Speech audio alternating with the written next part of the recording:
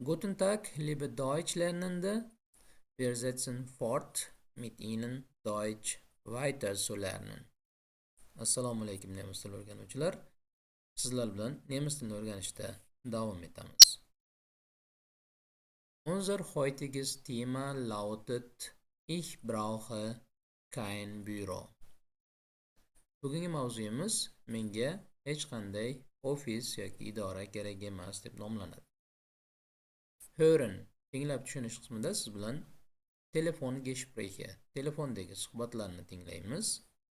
Sprechen, gapirishda, telefon strategien, telefonda suhbat paytida qo'llanilgan strategiyalar, ya'ni boshida nima deymiz, o'rtada va oxirida qanday gaplarni aytishimiz kerakligi.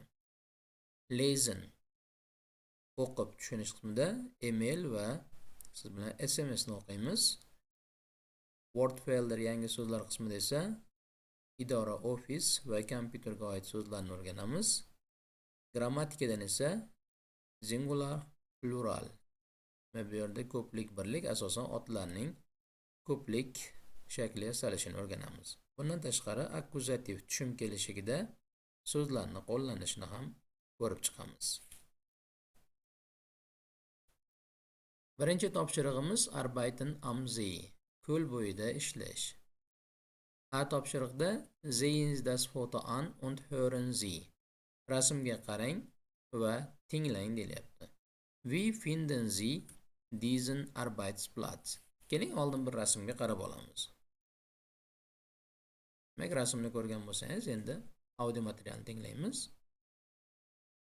Lektion 6. Ich brauche kein Büro. Aufgabe 1a.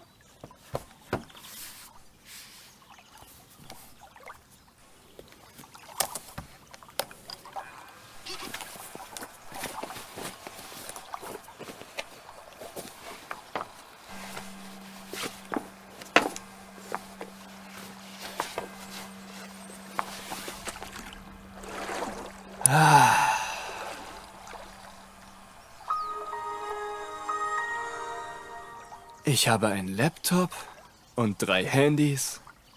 Ich brauche kein Büro.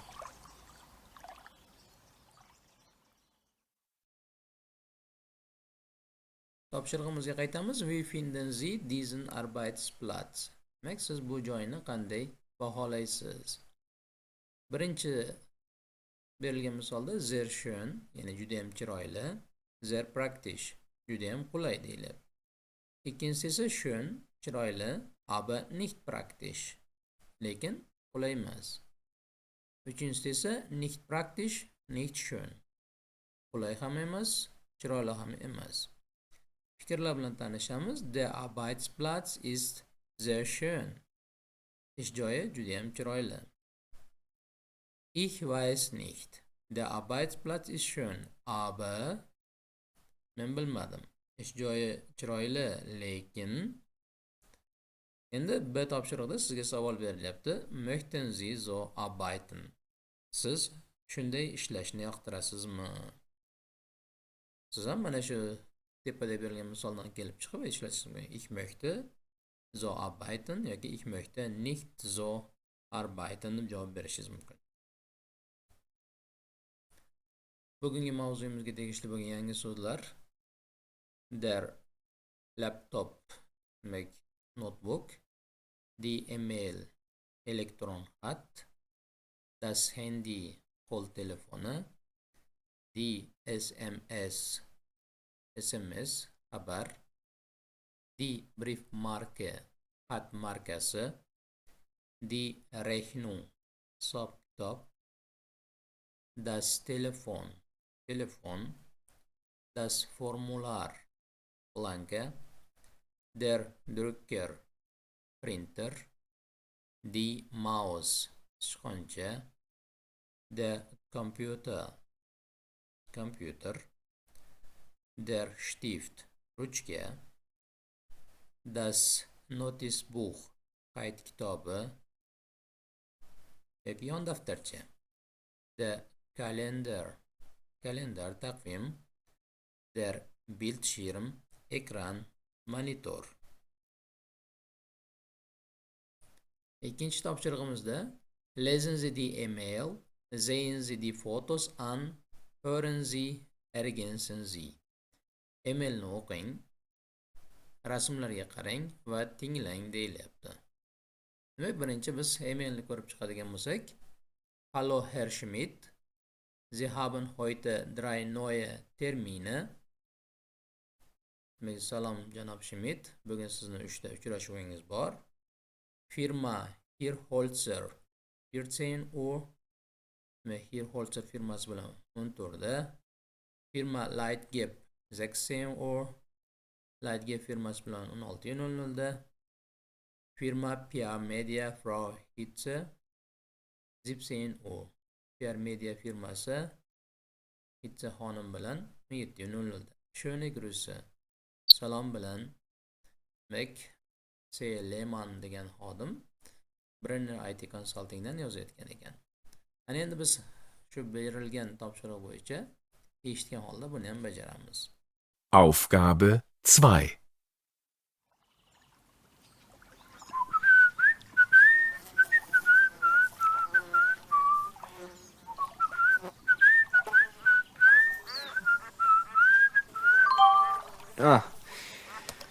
Termine? Neu? 14 Uhr? Nein, oh Mann.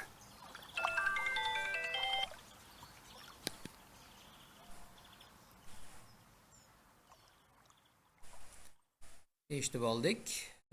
Endi termin, ya'ni berilgan email bo'yicha biz bo'shliqlarni to'ldirib chiqsak, der Mann auf dem Foto heißt, ya'ni bizda rasmdagi odamimiz Christian Schmidt hisoblanar ekan. So'zlarni bergan javob bu. 14 Uhr ist ein Termin. Soat 2da yoki 14da termin bor, kim bilanadi? Demak, biz hozirgina emailni o'qidik. Hirholzer bilan bor edi. Demak, tepada aynan shu javob, mana Hirholzer bor. Christian Schmidt und Christian Lehmann arbeiten bei. Demak, Christian Schmidt bilan Lehmann birga ishlashar ekan. Qayerda? Demak, bular oxirida, mana xatimizni oxirida ko'rsatib qo'ygan qayerda ishlashlari. Demak, Brennerda, ya'ni Brenner IT Consultingda ular birga ishlashadi. Sehen Sie die Fotos 2 bis 4 an und hören Sie, kreuzen Sie an. Demak, ikkinchi, to'rtinchi rasmlarga qaragan holatda tinglang va belgilang deyilyapti. Demak, oldin tinglab olamiz. Aufgabe 3 und 4.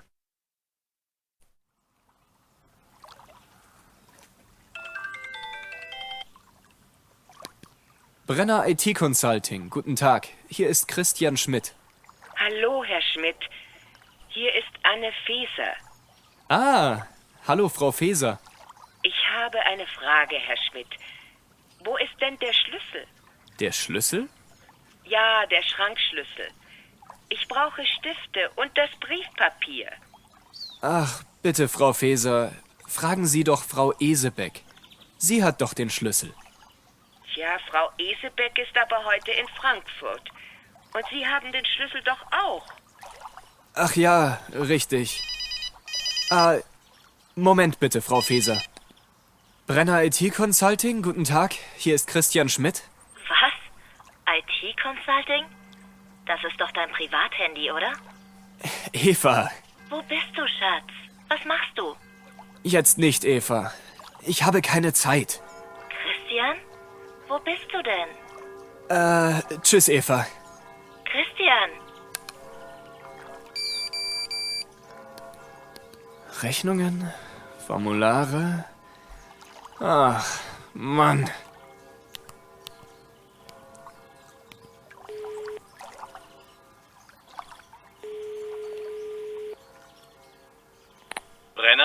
Hallo, Chef? Hier ist Christian Schmidt. Ah, Schmidt. Ich suche und suche hier.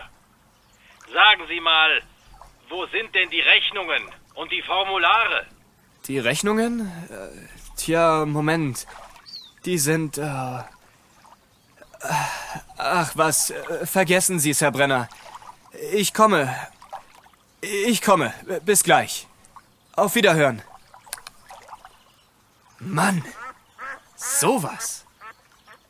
Das gibt's doch nicht. Audio material tinglab oldik.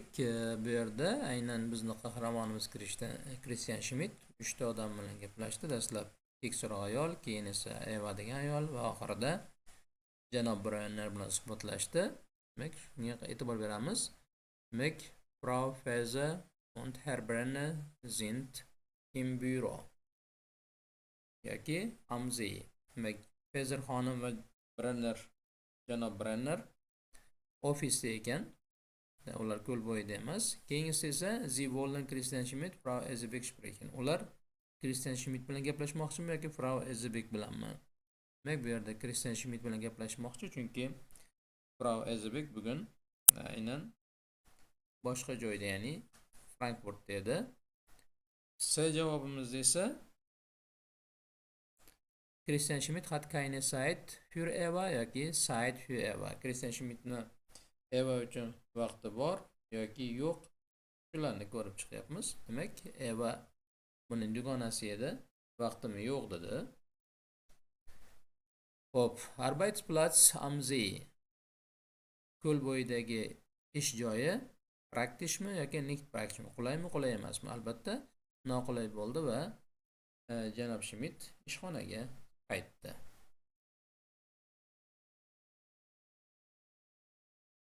Wer ist wer? Kim bu kim? Wer macht was? Kim nima qiladi? Men yana bir marta eshiting va tartibga keltiring deyapti. Biz eshitib o'tirmaymiz. Christian Schmidt kim bo'ladigan bo'lsa mana C ni qo'yar ekanmiz. Frau Faeserni gapi bo'ladigan bo'lsa F, Eva bo'ladigan bo'lsa E, Herr Brennerga B qo'yishimiz kerak bo'ladi. Demak, Christian Schmidtning dugonasi bu Eva edi. Demak, javobda E turibdi. Christian Schmidtning hamkasabasi bu Frau Faeser. S da Christian Schmidtning boshlig'i bu Herr Brenner. SMS yozyapti. Demak, janob Brenner SMS yozgan. Eda hisobotlarni yoki hisob kitoblarni va blankalarni qidiryapti. Bu yana janob Brenner suhbat paytida aytdi. Qalam ruchkalar kerak bo'lgan xodim esa bu Frau Faeser, Faeser xonim edi. Va G da dengiz bo'yida faqat stressga ega bo'ldi va ofisga ketayotgan odam bu Christian Schmidt bo'ldi. Javoblaringizni mana shunday solishtirib olsangiz bo'ladi. Was sucht Herr Brenner? Janob Brenner nima qidiryapti? SMS da ko'rib turibsiz. Wo sind die Rechnungen, wo sind die Formulare? Hisoblar qayerda? Blankalar qayerda deyilyapti. Bizda grammatik topshiriq bo'lyapti. Otlarning ko'plik shakli qanday yasalishi to'g'risida. Ko'rib turibsiz, wo ist deb turib, ist birlikdagi bitta narsani so'ragan paytingizda ishlatilar ekan va wo ist der Schlüssel desangiz, kalit qayerda? Wo ist das Formular? Blanka qayerda? Wo ist die Rechnung? Hisob kitob qayerda degan ma'noni bildiradi. Agarda biz bularni ko'plikda so'ramoqchi bo'ladigan bo'lsak, ist o'rniga sind ni qo'yamiz. Wo sind die Schlüssel?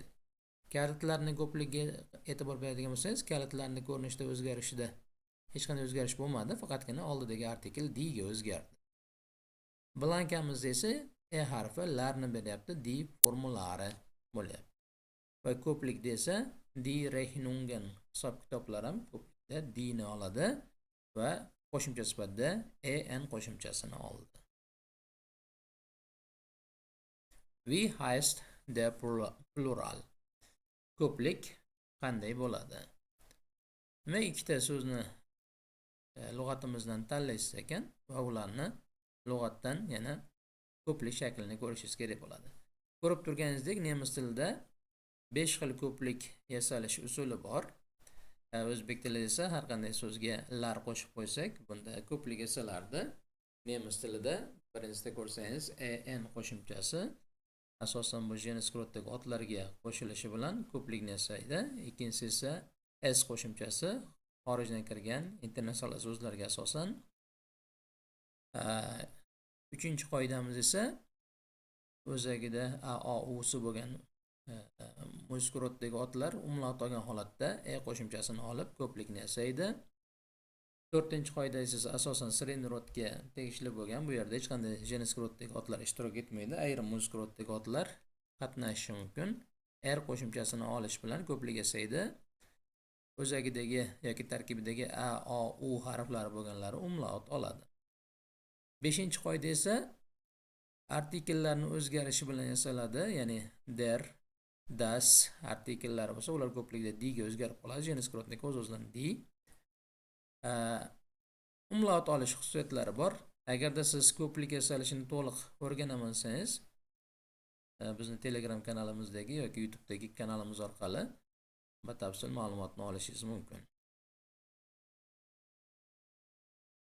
Keyingisi ham bizda aynan audio material ekan. Wo ist denn? Qayerda o'zi? Men suhbatni Fezer xonim bilan tinglang. Yana bir marta va davom ettiring deyilyapti.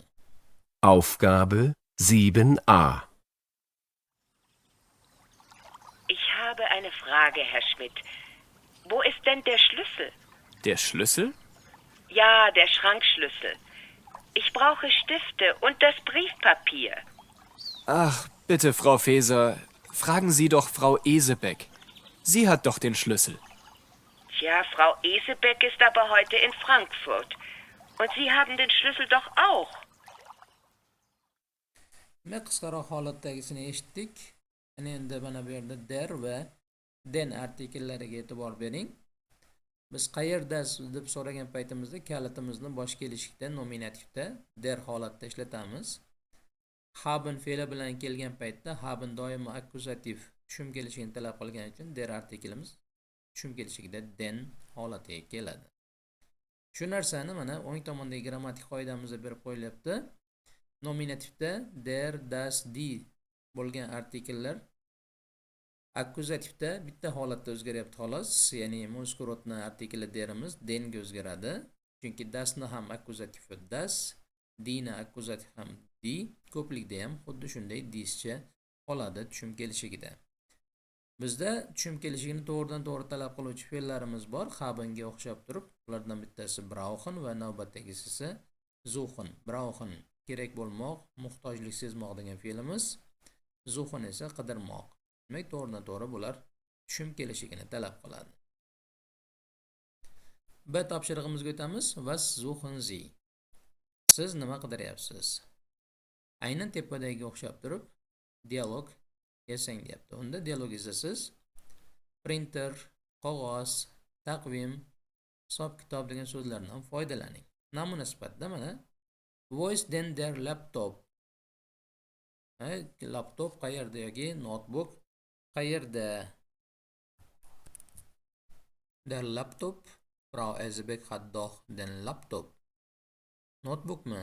Esebeck xonimda ham laptop bor-ku, ya'ni notebook bor-ku.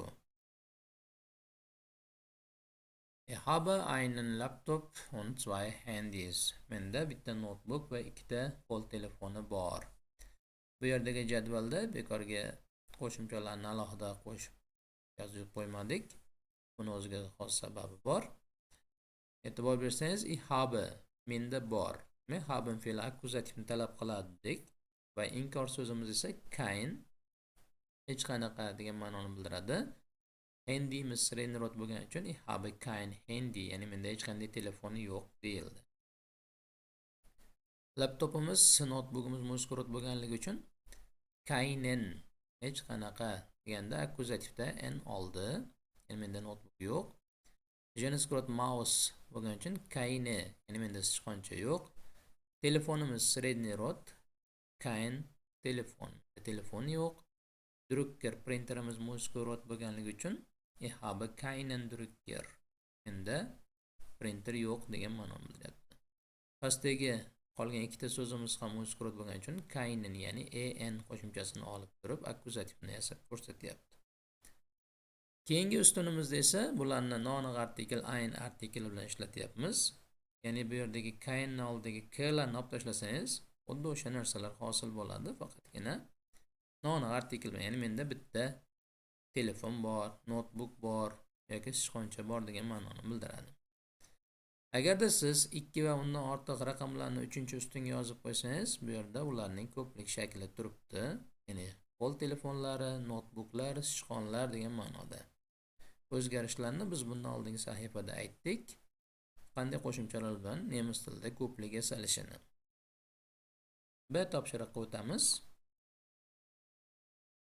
We feel deyilyapti. Siz o'sha narsani aytishingiz mumkin. Masalan, we feel handis at your partnerin oda your partner.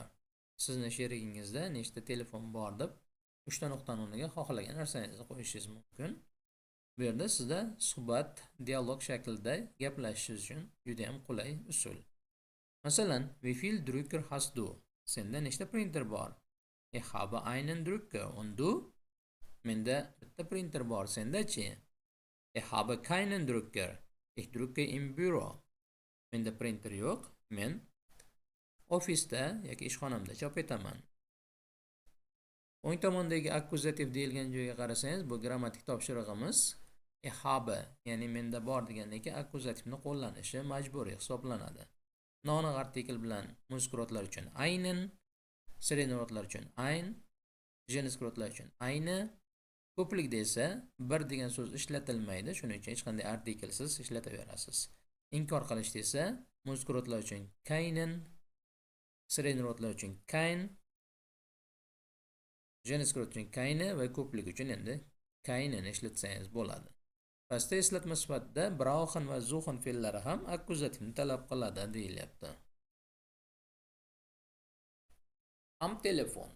Telefondagi suhbat strategiyalarimiz, qanday gaplashish usullari. Demak, Kristian Schmidtga qo'ng'iroq bo'ladigan bo'lsa, shularni tartibga keltiring deyapti. Birinchisi demak A person, ya'ni A shaxs, B shaxs va 3-ustunga esa xayrlashuv shakllarini qo'yishimiz kerak ekan. Demak, ofisda ishlaydigan odamimiz birinchi navbatda o'zini ishlaydigan joyini tanishtirish kerak ekan. Ya'ni Brenner IT Consulting. Siz ham o'zingiz ishlaydigan joyini, masalan, O'zbekistonda qaysi firmada ishlayotgan bo'lsangiz, o'shani aytib o'tishingiz mumkin va undan keyingina salom berar ekansiz, guten tag, va navbati bilan o'zingizni tanishtirar ekansiz. Here is Christian Schmidt. Ya'ni men Christian Schmidtman deb. Christian Schmidtman demaysiz, albatta o'zingizni ismingizni qo'yasiz. Ikkinchi B shaxs esa to'g'ridan-to'g'ri o'zining ismini bu yerda o'sha odam borligini aytayapti ekan. Ya'ni men falonchiman. Guten Tag, Herr Schmidt va salom, janob Schmidt deb javob qaytaradi. Tepadagi so'zlarimiz aynan shu joyga olindi. Choose, demak 3-ustunga tushadi, ya'ni xayrlashuv qismiga. Brenner IT Consulting ni mana birinchi ustunga oldik. Schmidt deb ham aytishimiz mumkin ekan. Ya'ni men Schmidtman yoki o'rniga Christian Schmidt. Salom, men esa Merlin Neumann deyapti. Yoki bo'lsa uni o'rnida Merlin Neumann here deb ishlatsa bo'lar ekan. Yoki bo'lsa hello, here is Merlin.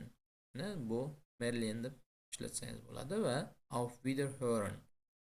Telefonlarda xayrlashayotgan paytda, ya'ni xayr deganimiz auf Wiederhören bo'ladi. Ko'rishib xayrlashayotganimizda asosan auf Wiedersehen deb xayrlashamiz. B topshirig'imizda demak, werfen Sie eine Person den Ball zu, bitta shaxsga koptokni oting va u bilan demak suhbatlashar ekansiz. Hozirgi A va B shaxslarga o'xshab turib. Masalan, A shaxsimiz Energie AG Vaziri. Guten Tag, hier ist Ines Anton.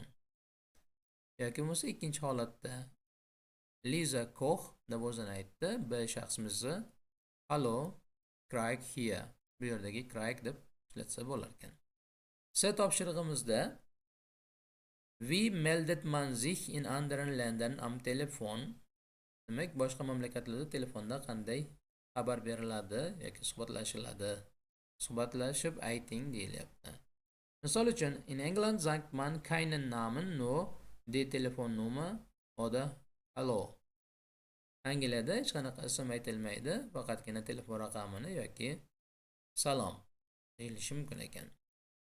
O'zbekistonda esa qanday bo'ladi? Demak, in Uzbekistan sagt man den Namen. O'zbekistonda ism aytiladimi, yo'qmi? Demak, o'zingizni qarashlaringizdan kelib javob berishingiz mumkin. Demak, bugungi darsimizda siz bilan grammatikadan aniq artikel der, noaniq artikel ein va inkor so'zimiz kein, ya'ni bularni birlikda va ko'plikda ishlatilishini ko'rib chiqdik. Ikkinchi pastdagi nomen singular pluralda esa otlarning ko'plik shakli yasalishini o'rgandik.